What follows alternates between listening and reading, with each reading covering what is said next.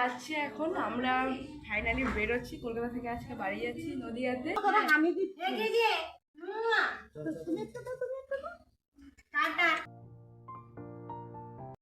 Metro ticket, এটা পুরো কাগজের স্ক্যানার। আগরো দেখাও তোমার মুখে কি আছে, আগরো।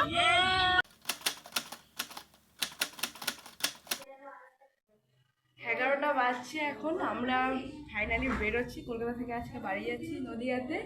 তো এখন আমরা এখান থেকে যাচ্ছি, আমি, মা, পুচকেটা, আমার পিসি মানে মনা, আর হচ্ছে শুভ, মানে সবাই মিলে আজকে জানি না এতগুলো বাচ্চা কাচ্চা নিয়ে কী করবো। ফাইনালি বেরোচ্ছি, চলো রাস্তায় গিয়ে যদি ক্যামেরা অন করতে পারি তাহলে দেখাবো সবাই। ইচ্ছা করছে তাহলে ও খাবে না, না এসো, আয় আয় আয়।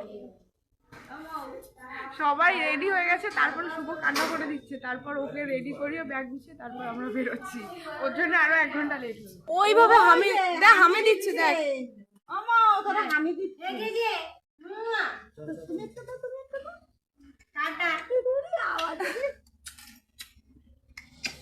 দেখ আওয়াজ করে পুরো। ভাই আছে আমাদের এগিয়ে দিয়ে আসতে, আর দেবে না, ওর হয়ে গেছে। এদিকে আসি রে।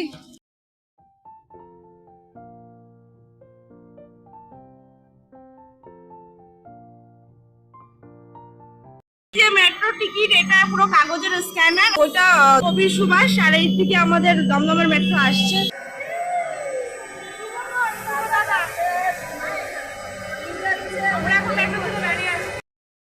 আমরা এখন কৃষ্ণনগর লোকালে উঠেছি, আর আমাদের সাথে যেহেতু দুটো বাচ্চা, তার জন্য কিন্তু আমরা সোদপুরে গিয়েই সিট পেয়ে গেছি। শুভ আর মনা কিন্তু ওরা একটু ওইদিকে সিট পেয়েছে, যার জন্য ওদেরকে এখন দেখাতে পারছি না।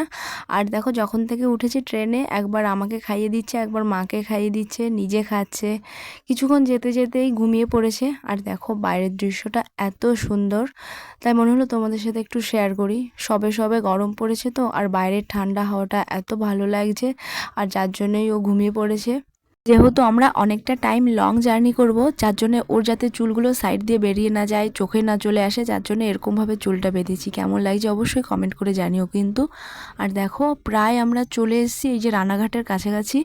পুরো ট্রেনটা কিন্তু ও এরকম ঘুমিয়েই কাটালো। এই যে নেমেও গেছি, কৃষ্ণনগর চলে এসেছি। এখানে একটু ফলের দোকানে একটু প্রবলেম হয়েছিল। আর দেখো শুভ ক্যামেরাটা ধরেছে, এত কাঁপাচ্ছিল কি বলবো। বেতাইয়ের থেকে কৃষ্ণনগরে ফলের দাম একটু কম আছে, যার জন্য এখান থেকে অনেকগুলো ফল নেওয়া হয়েছে। প্রায় 1 মাসের মতো চলে যাবে ফ্রিজে রেখে দিলে, তো ওই জন্য একটু পেমেন্টেও ডিস্টার্ব হচ্ছিল, এখন ঠিক আছে। ওই বাড়ি থেকে ওর জন্য ভাত দিয়েছিলাম, আলু সিদ্ধ ভাত, আর হচ্ছে ওর ন্যাস্টা আমার সুজিটা একসাথে মিক্স করে নিয়ে এসেছিলাম। এখন এই তো ফাঁকা আছে, একটু বসে খাইয়ে দিই এখানে, কারণ এখন 3টে বেজে গেছে। দেখো এখন খাইয়ে দিই, এখানে এসে জল খেলো, ফ্রেশ হলো, আমরা সবাই ফ্রেশ হলাম এখানে। আরে ঘুম, এখানে যখন ট্রেন থেকে নেমেছে আর ঘুম ভেঙে গেছে। তারপর কি খাচ্ছি, এটা এত খিদে পেয়ে গেছে, এইটা ধরে খাচ্ছি হামাম করে। ওর অবস্থা খারাপ হয়ে গেছে, 2 ঘন্টা ট্রেন জার্নিতে অবস্থা খারাপ। তাহলে বুনু কিভাবে জার্নি করছে বল, স্ট্রং, ও এখনো ঠিক আছে পুরো। এখান দিয়ে একটা ট্রেন চলে গেছে, ভাবছি কি আমি চলে গেছি সবাই, আর ও এখানে খাচ্ছিল, আর আমরা একটু ফল কিনতে গেছিলাম, দিয়ে ভাবছি কি আমরা চলে গেছি ট্রেনে। এর মুখে ভাত নিয়ে টোটোতে ঘুরে বেড়াচ্ছে, মুখে এখনো ভাত আছে। আগরো দেখাও তোমার মুখে কি আছে, আগরো।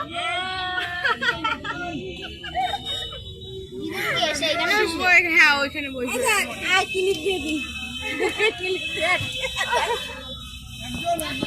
খাইনি, রাস্তায় খায় না, খেতে চায় না, রুচি আমাদের রুচি হয় না, তো বাচ্চা ওয়েট করে আছি। মনা আসবে, মনা ফল কিনছে, আসবে তারপর যাবো। এখন কৃষ্ণনগর থেকে টোটো ধরেছি, বাস স্ট্যান্ডে যাবো, বাস স্ট্যান্ড থেকে বাস ধরে পুরো বেতাইকে নামাবো। খাচ্ছে অল্প অল্প করে, আমি জলটা খাই, তুই একটু চিবিয়ে দে, বোনেরটা একটু চিবিয়ে দে। মেট্রো গেল, ট্রেন গেল, এবার এসছে বাসের পালা। দেখো ফার্স্টে বাসে উঠেছে, বাস কিন্তু ছেড়ে দিয়েছে, আর ও দাঁড়িয়েই আছে, বসবে না কিছুতেই। তারপর তো কোলে নিয়েছি, তাও দাঁড়িয়ে আছে, কোলেও বসবে না। সামনের সিটে মনা আর শুভ বসেছে আর আমরা পিছনের সিটে বসেছি। আর উঠে এই যে পেয়ারা খাচ্ছে। পেয়ারাটা কিছুতেই আমাকে খাইয়ে দিচ্ছে না। ট্রেনে কি মনে হয়েছিল জানি না, চিপসটা আমাকে খাইয়ে দিচ্ছিল, মাকে খাইয়ে দিচ্ছিল, কিন্তু পেয়ারাটা কোনো মতেই আমাকে দিচ্ছে না। ও একাই খাবে। আমি এতবার চাইছি, আমাকে দেবেই না, আবার মাথা নাড়াচ্ছে, দেবো না। কলকাতা থেকে আমাদের বাড়িতে যেতে প্রায় 5 ঘন্টা মতো লাগে। আমাদের বড়দের অবস্থা খারাপ হয়ে যাচ্ছে জার্নি করে। শুভ তো একেবারেই মানে ওর অবস্থা খারাপ। আর দেখো ও কিন্তু এখনও হাসি মুখে যাচ্ছে, ওর কোনো প্রবলেমই হয়নি এমন মনে হচ্ছে। আর এই যে কিছুটা রাস্তা যেতে যেতে প্রায় এই যে আমরা চাপড়ার কাছাকাছি এসেছি। আর এখান থেকে দেখো আমরা যে সিটে বসেছিলাম তার সামনের সিটে দেখো পা দিয়ে এমনভাবে প্রেশার ক্রিয়েট করছে, আমি মনে হচ্ছে পেছন দিয়ে পড়ে যাব। আরও এতক্ষণ বসেছিল কিন্তু টের পাইনি যে এই জিনিসটা করা যায় বা এইভাবে খেলা যায়। যখন থেকে টের পেয়েছে যে এখানে পা দিয়ে পেছন দিকে প্রেশার ক্রিয়েট করা যায়, তারপর থেকেও এই জিনিসটাই করে যাচ্ছে বারবার। রাস্তায় কিন্তু খাবার উঠছিল, মানে বাসে খাবার উঠছিল, সেদিকেও ওর কোনো নজর ছিল না। বারবার ও ওই জিনিসটাই করে যাচ্ছে, ওর এত মজা লাগছিল।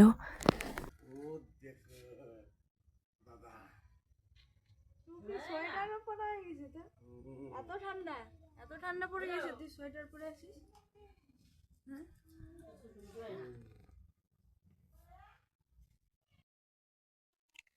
সারাদিনের জার্নি করে এইমাত্র ঘরে ঢুকলাম, খাবার খেলাম, খাবার খেয়ে একটু রেস্ট করতে বসছি। আর তোমরা দেখলে রাহি বাবার সাথে ঘুরে বেড়াচ্ছে, ওই তখন থেকে এসে থেকে বাবার কাছে গেছে, তো ওইখানে ওই ঘরে খেলছে ওরা। আর এই যে আমি ফ্রেশ হয়ে টয়ে একটু রেস্ট করছি, এখানে ব্লগটা শেষ করছি। মানে সারাদিনের জার্নি খুব একটা খারাপ ছিল না, মানে বাচ্চা নিয়ে যেভাবে ভেবেছিলাম যে শক্ত হবে রাস্তায় জার্নিটা করা, কিন্তু সেরকম কোনো প্রবলেম হয়নি আমাদের, ভালোভাবে আমরা পৌঁছে গেছি। আর মানে খুব একটা অসুবিধা হয়নি, চুপি ছিল সারা রাস্তা।